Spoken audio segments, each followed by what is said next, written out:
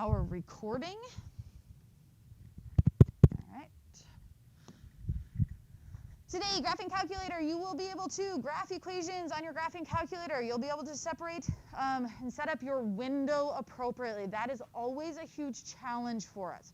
So that's where you're going to have to step back and think about, based on these numbers, what could I adjust? Based on what I know about this function, what shape should I be looking for? Things like that.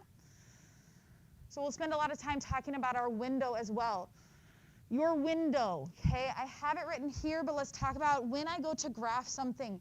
You will be manually adjusting your window a lot of times.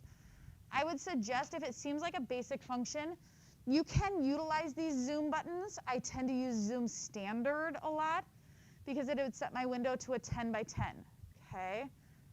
However, we're going to ask you to adjust your window a lot to move one way or the other, and that is on this top row. This button right here that says window, and you see these numbers showing up here. So let's talk about what those things mean, okay? So I'm going to come back here because I have that list right here, so I can mark on it.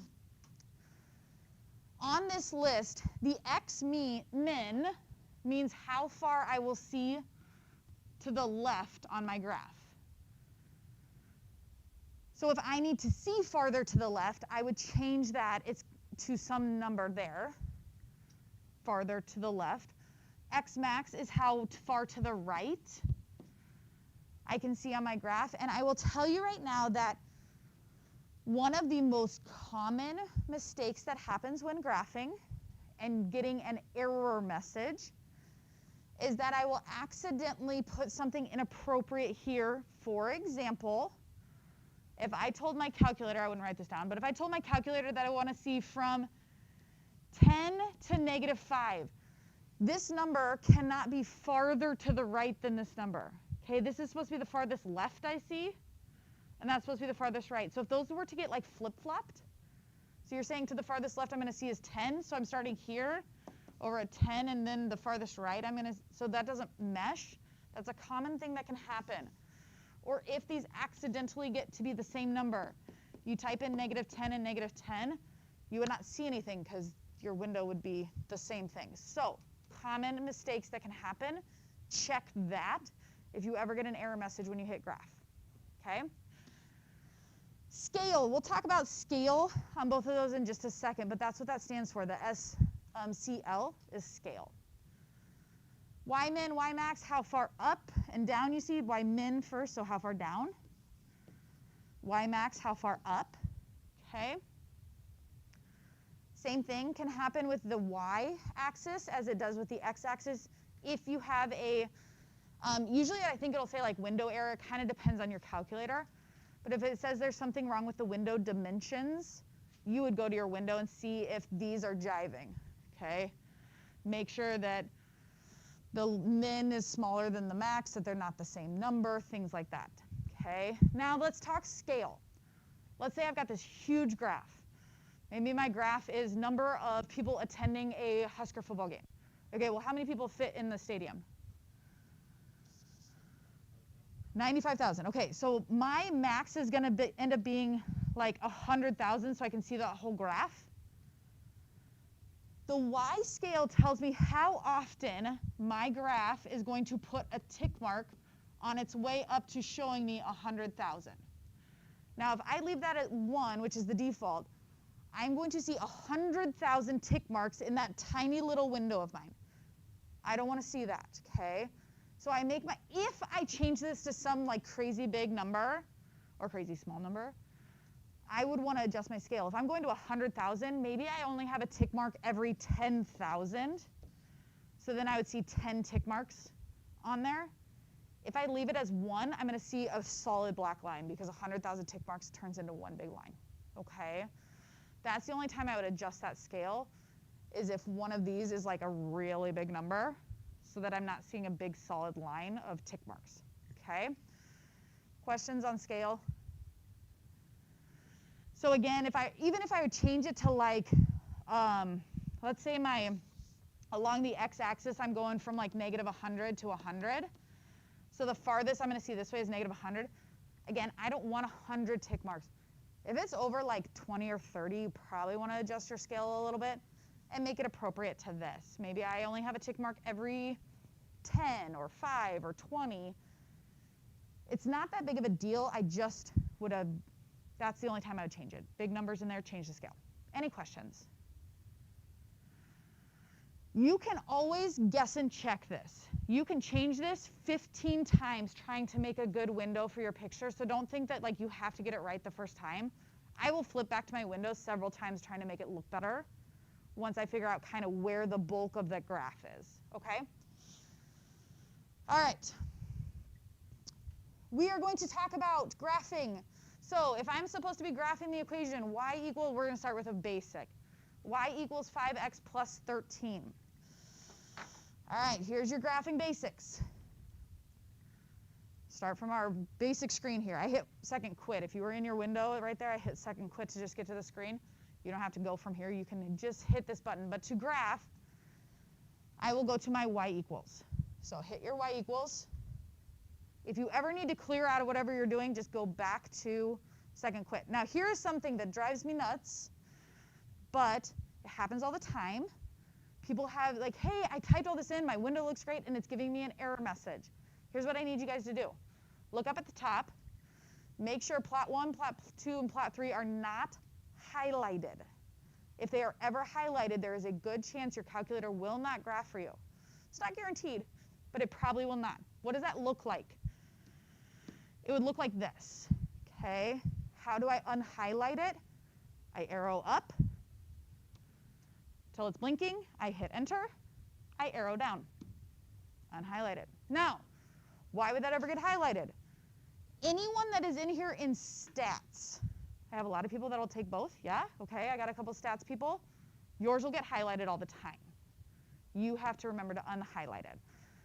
We will eventually actually use the functions that are in plot 1, so then ours will get highlighted because of this class. Not for a while. But that is a very common occurrence, okay? I don't know about like physics or chemistry. I know you guys use your graphing calculators in there too. So if I have physics people in here, that may happen. I don't know. Anyway, okay, now graphing basics. I type in the equation as I saw it. I'm going to do a for instance here, 5x plus 3. Ooh, I should back up. Here's my variable button, okay? Now, let's pretend, I'm going to go back up here. Let's pretend this was y equals 5p plus 13. Okay, well, if you look at your calculator, there actually is a p somewhere down here. There's all the letters. Don't do that. This is your generic variable button. Holds the place for all variables. It will always say x on your calculator. It does not matter. Variables are just a random letter assigned to hold the place. Okay, you can make it whatever letter you want, except for like E or I, because those actually mean something. But when you type in your calculator, it'll be x. Okay, so don't stress over. I handed you an equation that had a t in it, and you can't find t on your calculator. Okay, use x. Now, I picked this one so we can adjust our window because we know this mx plus b formula, right? Mx plus b. B is our what? Y, I heard it. Y-intercept, right? Yes? Remember that? Which means if I were to hand graph this, which we're not hand graphing, I get that, but if I were to hand graph this, I would have gone up to 13 and put my y-intercept, which means we need to think about our window, because our window needs to get our y-axis to go up past 13. Now, a little hint. If I know something about my window or about my graph, like I know that it's going to cross my y-axis up at 13 with a positive 5 slope, so it's going to continue to go up, always give yourself some breathing room. Did you guys notice earlier when I talked about the capacity of the Husker Stadium? It was 95,000, but I put 100 because I gave myself some breathing room. Always give yourself a breathing room on a graph. I would not put 13 as my highest point. Give myself a little bit of room above that. So let's talk about our window on this one. Maybe I'll come back and adjust my x and min and max, but I know I need to adjust my y maximum because 10 is not going to be high enough to see the whole graph. So I'm going to start with just my y maximum, and maybe we'll come back and adjust some of the rest of this later if we want to. But if it's going to cross at 13 and go up 5 and over 1, maybe I'll go up to like 20 there. Give myself some room to see all of that, right? Once I have decided on a window, you just hit the button graph. Now, when you hit that, if you get an error message, I would go back to my window or go back to my equation and make sure I had it all typed in correctly to begin with. You are going to be asked to show me what's on your graphing calculator a lot this year. That is typically going to look like this. Just some box here, a blank rectangle on a piece of paper. You draw me what's in your graph. Now, here's how you do this. That's on my paper. I will draw in an x and y axis and a function, but it doesn't have to be perfect. I'm not going to put the tick marks in there. I'm going to give a generic function, a generic picture of what I'm seeing. So what am I seeing? It looks like it's crossing over here in the negative area somewhere, crossing here with a kind of steep slope. That's all I have to show. Perfect. Okay. I am maybe the world's worst artist, so I cannot hold you guys to needing to have like perfect pictures if I can't draw perfect pictures, right? So don't stress over that part of it. But if you were to have drawn me a line like this, okay, that is not what you saw in your calculator, or you'd type something in wrong, because I can tell some things, but like this is a good enough picture. Yeah? Following me? Okay. All right, giving an approximate value of the x and y intercepts, just like we would have in our book yesterday. Okay, my x-intercept is somewhere between -2 and -3. Call it -2.5. Good enough. Y-intercept, I actually know what it is because I know something about this function. But you can see that it crosses right up there at 13. Any questions on that? Good? Okay, let's look at some other stuff to type in our calculators here. Let's talk exponents. Y equals x cubed minus 12. When you hit graph, if your calculator does not look like mine, you need to have me come over and look at your calculator, okay? All right, we got that one written down, x cubed minus 12. That minus 12 is going to make some sort of an impact on our graph. I know we have not covered transformations. You guys did get a little introduced to transformations back in Algebra 2, didn't you? Okay, so think about what that minus 12 might do to our graph. If we were subtracting 12, it's going to move us in one of two ways, yeah? To the right or, but minus 12 specifically, to the right or down. Those would be my two guess and checks on my window, okay? I know a subtraction either moves me right or down. I would either adjust to the right or adjust down to see where it's showing up on my calculator. Okay, to get rid of this, you don't have to clear anything out here, but if I go back to my y equals and hit clear, it'll get rid of everything. If you want to just delete a single thing, you would hit delete. That's the difference between those two buttons. I don't remember what the function was. X cubed? Okay, to type in an exponent, x, your exponent key is above your divide key. It'll shoot me up to the exponent on mine, but on some of yours it'll put a little caret. It's called a caret key. It looks like an upward arrow, okay? Now, if you have it like mine, I will now have to arrow out of the exponent to keep typing, or it'll type everything next into my exponent. If you have the little arrow, the up key arrow for your exponent, you don't have to worry about it, but if you wanted more than just the 3 in your exponent, you would have to use parentheses, okay? What was the rest of it, minus 12? Yeah. Okay, here's my next mistake that can happen. In our math, subtraction and negatives can be interchangeable. On your graphing calculator, they cannot be. So if it is a negative on a number, you have to use this key. If it is a minus or a subtraction, you have to use this key, and you cannot flip the both, or your calculator will yell at you and give you an error message, and you'll be like, why? That's what I would check. If there's ever a subtraction or a negative in there, make sure you use the correct button, okay? All right, does anyone know? Is that moving us right or down? Anyone happen to know? down. It's actually going to move us down on this one. So I go to my window. Again, my y min, the distance down I see right now is only -10, and this is being moved down 12. So I would adjust that. Give yourself breathing room, right? So maybe I go 15 or 18. That's not a big issue as long as I can see past 12. But I probably don't need to see up to 20 anymore, right? If we're moving down 12, maybe I only go up to 5 here. It does not have to be symmetrical. If that bothers you, it can be, but it might make your graph really small. Okay? Hit graph. Let's see what we see here. Not too bad. Now, if you're having a hard time seeing things, you can zoom in by like bringing the right and left side in. What it's going to do is it looks like it stretches your graph. You're just being able to zoom in a little bit on that. You can do that. I can go back to my window and change this to like -5 and 5. And it'll just zoom in a little bit on it. So you can always zoom in your graph if you're having a hard time seeing something. Okay, and again, then on my graphing calculator type quiz or test, it would give me this box. To show you what was on my calculator, I would draw this picture that looks like this.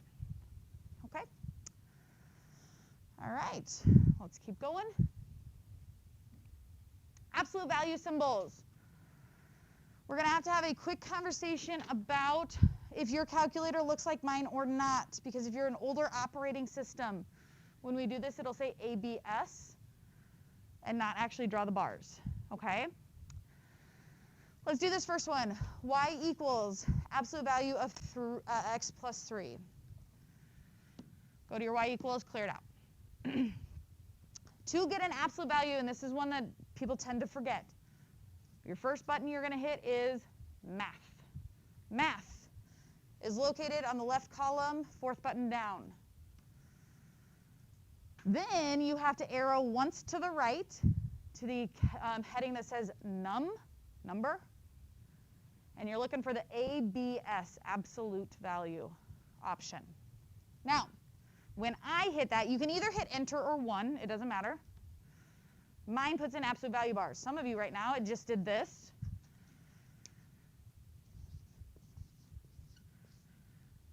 Okay, and that's fine. It'll work the same. Ours said what, x plus 3, so now I type in x plus 3. Everyone else will type in x plus 3. If you're started like that and you have nothing else to type in but x plus 3, you're fine, but I always encourage you to close the parentheses. It's telling your absolute value what's inside of it, okay? But it will default to anything you type after that until you close the parentheses. Okay, let's practice a zoom 6. 3 would actually only move us a little ways, so a 10 by 10 window is not going to be a bad window for something like this, because 3 would not move us that far. Let's try our zoom option this time. Hit zoom. And if you're having trouble with your window, I would always encourage you to go back to a zoom standard, a zoom 6, because it will reset everything to a 10 by 10 with a scale of 1. So let's try that. Zoom 6 is zoom standard. Resets me to a 10 by 10 window. I feel like I'm seeing a nice picture of that. I wouldn't need to change anything. Any questions on that? Okay, here's what we're going to try to do. We're going to try to graph 2 things on the same picture this time. If you have a color calculator, it's really nice to do this. If you don't, sometimes it can be a little confusing. But let's go back to our y equals. I'm going to add a second picture onto this same graph, so let's arrow down to y2. My second picture that we are adding is absolute value of x plus 11. Now, again, if you are my calculator, match me exactly. We're going to go back to math, arrow over to number, get my absolute value. But I want the plus 11 to be outside of my absolute value. So for me to do that, I type in x, and then I have to arrow out of the absolute value. And now I can type in plus 11. Back to these guys over here, if this is what your calculator just did, ABS parentheses, you type in x, close parentheses, plus 11. Now, the plus 11, again, if I set it as a 10 by 10 window, clearly we're not going to be on that because 11 is past that. If I don't know what it's going to do, I might have to just move all directions to give me some breathing room past 11, and then go back and readjust to which one I actually needed to do. So I'm going to talk about that. Let's go ahead and let's do all of them. Okay, so my window right now would not show me past 11. 15 would be past 11, so I'm going to change all of these to 15. So negative 15, positive 15. I don't know which way it needs to go, so I'm doing all of them, and then I can go back and adjust. When I hit graph, I can see that it moved up. So maybe I don't need these as wide, and I can zoom in a little bit. That would be my X min and my X max and my Y min. I could go back in and make this a little bit an easier picture to see by changing my X's. I don't know, zoom in a little bit here. And my Y min, I did not need to see down to fit negative 15, so maybe I change that to just a negative 5. And notice I get a much better picture now. I can zoom in on all that stuff now that I know which direction I actually needed to move. All right, how are we doing? Good? Okay. Fractions. This one is, again, very different per calculator. And I'll have to walk around and see if I have any of the older operating systems, because the older operating systems, yours is just not quite as slick as this. Let's go ahead and clear out both of our equations here. Most of the newer operating systems have this option, and so I want everyone to check this right now on your calculator. If you hit alpha, which is this button right behind the green one, hit alpha. Everyone hit that? And now go up and hit y equals.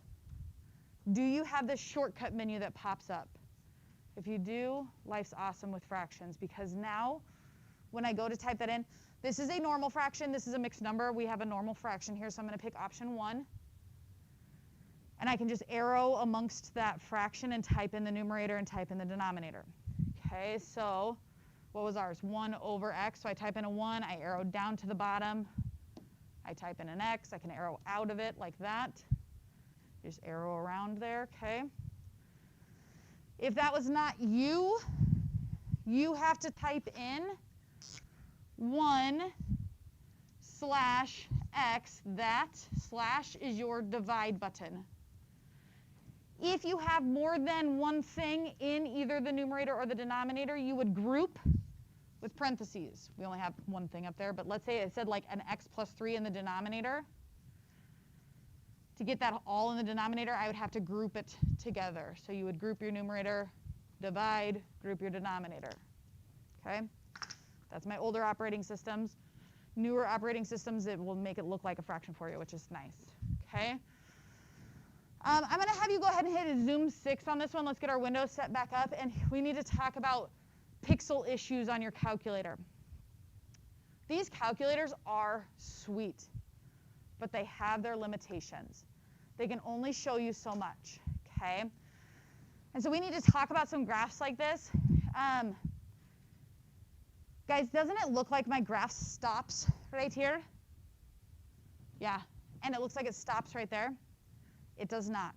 What's happening is it is getting so close. It's sliding along that line, and it gets so close that it cannot draw both. Okay? It's a pixel issue that's on your calculator. We will run into these pixel issues all the time, and it's really frustrating. Because if you don't know something about this function, you might think that it stops based on the visual that you're seeing. Okay? So there is no way around this other than knowing our function. Now, the thing is, I expect that you get to know your functions. We will learn our parent functions here. I would expect that you would draw that picture like this, and it does not literally need, I do not need it to be that accurate. This is how I would draw a picture of that function that you just saw. Now I want you to look at my picture compared to your calculator. Okay, do you see what's going on here? The arrows indicate that it keeps going. I don't have to get it like super close to the line. I know that it does on yours. You don't need to be that good of an artist, right? It doesn't have to be that precise. What I will not accept would be a picture like this, because this is not what this function is doing. That's not okay. The function did not stop there. And I know it looks like it stopped on your calculator, but it doesn't. So you have to learn about that sliding along a line, the pixel issues that are coming with it. And that comes through doing the practice on our homework, seeing those same things repeating over and over. Okay? Questions? Now, those that have color calculators, you're in luck a little bit because it will show that a little bit farther than my black and white calculators. My black and white calculators, it's real hard to see those because it starts blending in real early. And I get that. Okay? All right. Same thing, let's put 2 on the same picture. And let's talk about how to do this in a fraction. Again, I would go to, you type it in. Go get a fraction on your calculator before I hit my buttons. Do you remember where to get that? The shortcut keys to get that. The shortcut keys to go get a fraction, alpha, y equals. This is 1 over x. Arrow out of your fraction, minus 15. If I do not know which direction minus 15 is going to move me, adjust my window in all directions. We're going to graph both of these on the same picture here. Okay? I want you guys to try adjusting your window on this one. If you know which direction the minus 15 is going to move you, just adjust to that one.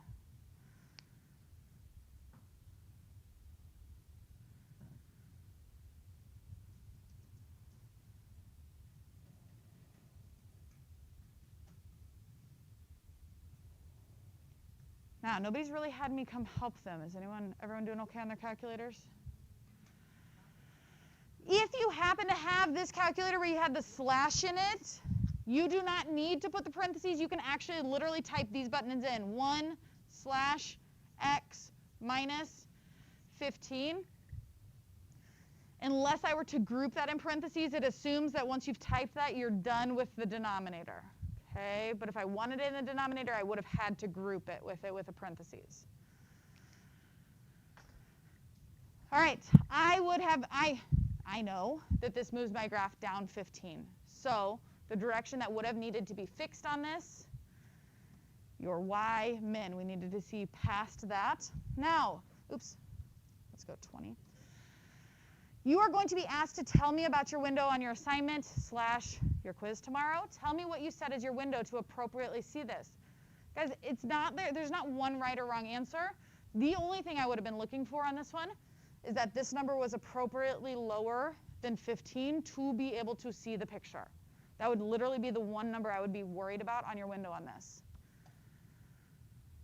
And again, you see our pixel issues? That continues all the way along there. It just gets so close your calculator can't draw it. Okay? All right. Square roots. Square roots and any other radical are going to be in 2 different places because square roots have a direct button on your calculator. Cube roots and then 5th root, 8th root, whatever root past that has a separate location, which we'll talk about in a second. So we're going to do negative. Now, these are 2 different buttons here. This is a negative key, which is the one on the bottom that looks like this.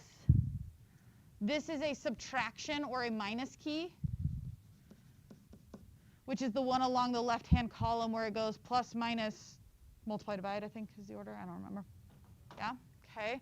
So you will use 2 different subtraction negative keys in this, typing this in. Clear all this out. Okay, so negative is here. Square root x. My minus 4 is out of that, so I'm going to arrow out of that. Minus 4. If you were the person that had the ABS here, you might also have, when you hit your square root button, this picture. If that is you, we do not want the minus 4 in the radical, so I'm going to type x, and then I'm going to close the radical, so it knows that everything after that is not inside, minus 4. Okay, I'm going to clear this out. Watch what I'm going to do right here.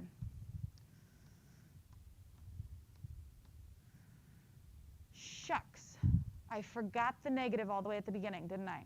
Okay, now, if I go back on my calculator to try to get to the beginning and I just hit the negative key, it's going to override whatever it is currently covering up. So if I hit the negative, it's going to get rid of the radical and put a negative there. which is not what I wanted to do.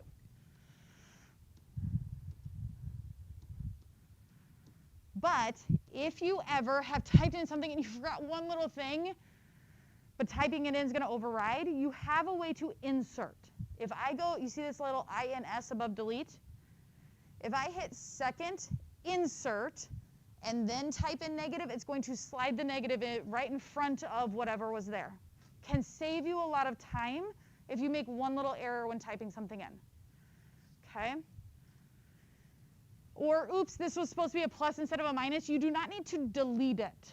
Highlight it, hit plus. Oh, actually it was supposed to be a minus. Highlight it, hit minus. Okay? Little shortcuts that can kind of save you time on your calculator. Questions? Let's go back to a Zoom 6. Get all that reset again. Now, here's what's frustrating. Does that one continue sliding along our axis? No. That one actually stops there. So that's where we're going to have to get to know our functions, and that we will spend this whole semester getting to know our functions. But that one literally stops at your axis. So this picture would look like that. It does not continue along my axis. But that's getting to know my square root function compared to my rational 1 over x function. All right. What about something that's not a square root? A cube root, a fourth root, a fifth root. Now, I only think I have a cube root, and I think this might actually be our last one. Yes, it is. OK. So we will not do in here an example of a fourth root, fifth root, whatever, but I'm going to show you where they are as we do this, OK? What did I have? X minus 8. OK. Clear out. To get something other than a square root, you will access your math menu. Cube root has a specific option. So cube root is here. If it's anything other than a cube root, you would use this x root. Okay? I'm going to talk to my people here in just a minute about that x root thing. But let's do cube root. So that's option 4. X minus 8. It's all inside the radical. So I would not need to close my parentheses if I'm a parentheses person. I'm going to stick with Zoom 6 and see if I need to adjust. I think we're OK. I probably could adjust to the right a little bit, it looks like. But I'm seeing that whole graph. OK? Now, what if it was like a fifth root or something? I know I don't have an example of that, but let's talk about this. My calculator is a little bit different than the parentheses calculators because I don't have to type it in first. I can do option 5 and then arrow up there and say it's a fifth root of x. Or if it's a fifth root of x, if I type in the 5 first, if there's something there first and then I go to that fifth root option, it'll throw that thing up there already. If you are these people, if this is what your calculators look like, you have to type it in first. And it's going to end up looking like this. It would look like 5 x root parentheses for my parentheses people, OK? And it's telling the calculator to put the 5 up there for you, but it'll never actually go up there. OK? All right. Calculator questions for me. I told you it was a slow day. I apologize, but it takes a while to talk through these buttons. All right. Your assignment tonight. We're going to skip this check for understanding because I got some people we need to talk to here. Ooh, we're not. We're going to talk about this real quick because I want you guys to see this one, but we're not necessarily need to do this. On our check for understanding, you have a problem just like this in your assignment. It gives you, that's totally a lie. We're going to do these problems because you need to see how to do these because there's one more thing on your calculator I need to show you. Let's do number 19 together. Go to your y equals. Your function is negative 1/2 x. That is a negative, not a subtraction, right? OK, so negative 1/2 x. We are going to make a table on our calculator. Negative 1/2 x. So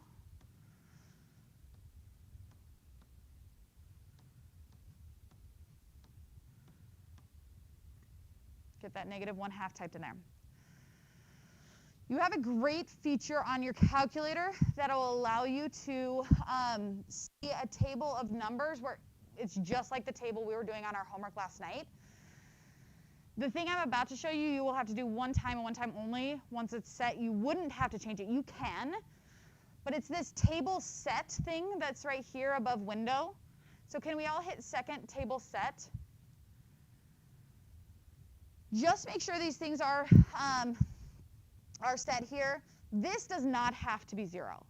It will start your table at 0, but if you needed to look at like maybe plugging in like 50, 51, 52, you could do that instead of arrowing through your table. It'll just jump to that part. It's just telling you where you're starting. But make sure auto is picked here. You want to go by ones in your tables. That means it's going to plug in 0, and then 1, and then 2, and then 3. If you went by like 0.5, it would plug in 0, and then 0.5, and then 1, and 1.5, 2, 2.5. So this is telling it how often to plug in numbers. Auto, auto. OK. Once that's set, you really don't ever have to change that unless you want to. But now I'm going to hit second. All the way above graph, it says table. And it's plugging in those numbers into your function for you. A whole bunch of them. So if you ever have to plug in a whole bunch of numbers, like -3 to 3, there it is. Now, I can't see -3, so I arrow up until I can. And now I can come over here and write out my table. -3, 1.5. And your table's probably going to do it as well, it might do fractions, might do decimals. It does not matter to me what you do. OK? That's how you're going to do this section today. You are not going to actively plug those in. You're going to let your calculator do the table for you. And then you're just going to write that down. Yes? Go back to y equals. Make sure that's a negative, not a minus. Nope, you just did minus again. Go back over it. Hit the negative key down here at the bottom. And now try your table again. There you go. Yep. OK, that's what I wanted to show you on that one. This one, they have a table for you. You remember how we typed in like 2 equations at some times today? Well, if you had 2 equations written in there, it would plug it into both of them. So this would be plugging it into the first equation, all of this y1 column. This would be plugging this x value into whatever equation you had typed into y2. And it's asking you about those things in there. So it's asking you about which equation. Well, here's your hint. Just type those equations in and see which table matches. They're real quick to type in. Okay? Instead of trying to figure it out mentally, just type them in and see which table matches the y2 column. All right, here is your assignment today. Pretty short. Number 22, you're using your calculator to create the table. Doing 34 through 40, and then number 83.